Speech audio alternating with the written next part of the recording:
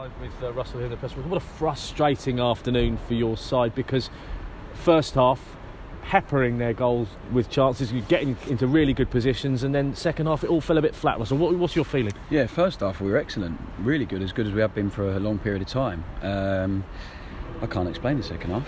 It was what we spoke about at half time and what we felt we needed, we got the complete opposite, which is really disappointing, really frustrating.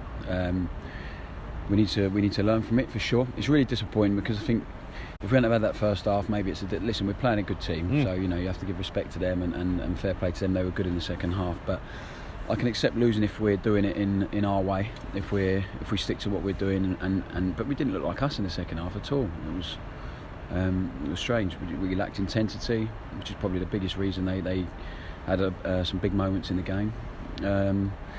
But the game comes down to chances. They have one big one, score. We have one big one right at the end and don't score, and we end up losing 1-0. So if you're not at your best, we need to find a way to not concede and make sure we end up getting a point. But after the first half, it's really disappointing because we were, as you said, we were excellent in the first half and had quite a few chances, and we're unfortunate not to be winning. But that's where we're at.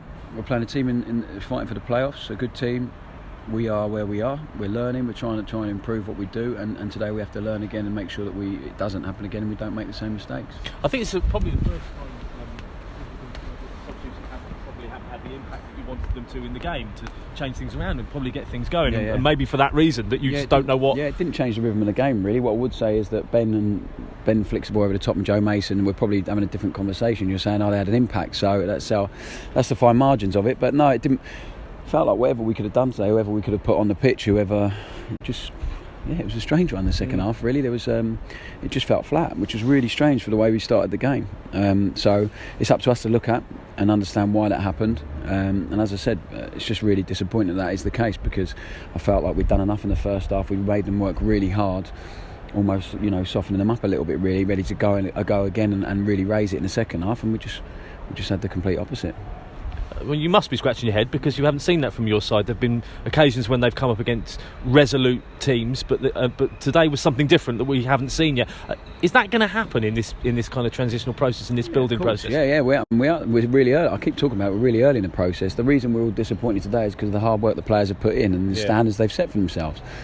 This is a tough game, we knew that, but I think we are trying to learn from every game, and we need to look at it as well, the subs we made, the formation we started with, or the personnel we started with. So it's not, no one's blaming anyone, we're in it together, and we're all disappointed, really disappointed, because of how good the guys have been over a period of time, especially here. So but when you become a better team and you put in some good performances, you become a bigger scout for teams to take. Teams have to respect you a little bit more, they have to worry about you a bit more, and people in the stadium expect more from you. So the guys have created that themselves.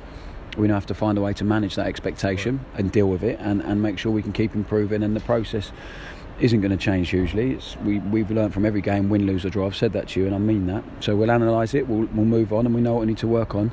I've got real clarity, speaking to the coaching staff in there, we've got real clarity on what we need to work on.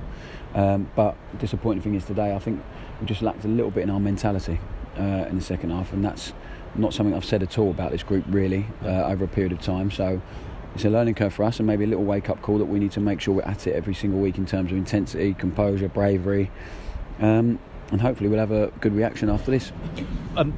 David Kasumi today, I thought, played better than he's played in recent weeks. There was some good stuff from David. He got into good positions. He was intercepting, balls and worked really hard and looked better. Yeah, he played really well. I think he was the only, the reason we sub him is to try and to get a real goal scorer on the pitch. I think the game was, they'd started to dominate a little bit, and the thought process was to put Alex Gilby back in his natural position and try and dominate the game a little bit more. It didn't really have the impact it would have wanted, and Dave's probably unfortunate to get taken off, but I think you're right. I think his performance, he's earned a lot of credit in the bank there, and he performed really well. And again, that's on us. We made the decision, so it's something we have to look at and analyse and hold our hands up if we got that wrong. But I think I'm really pleased with David. It's been a big season for him in terms of breakthrough, and if he plays like that, week in, week out, we'll be okay. Just one more for me. We've talked so much about Carlton Morris, so I'm not going to talk about Carlton Morris today, because he does what he does every week when he's on the pitch, and he's superb. But a player like Ben Gladwin, I think everyone just wants to see more and more of him, because every time we do see a little bit more, we can see not just in those delicious balls that he plays into the penalty area, but his vision and what he does for the side, he's a great player, isn't he? Yeah, he's gifted, and he, as I said, if it wasn't for injuries, he wouldn't be playing at this level, so we have to manage him. I'm as desperate as you are to get him on the pitch for as long as possible, but we have to really manage him and make sure we get him to a point where he feels really comfortable to start a game, and that's coming. There's no doubt about it. We're building him up, and he'll be ready hopefully soon to start. And we don't want him to. We don't want to rush it, and it's really frustrating. We have to be patient, but we don't want to rush it and get it wrong, and then he's not available for us. So I feel like he's enjoying it, and he's improving every time he gets on the pitch in terms of his confidence in his body and what he's doing and what we're doing, and you can see what he adds when he comes onto the pitch. So the quicker we can get him into a position to start a game, and he can play anywhere as well. So when he come on, he ends up playing in two positions. The quicker we can get him to start and in a place where he feels comfortable to start and ready, then I think it'll be really real positive for us.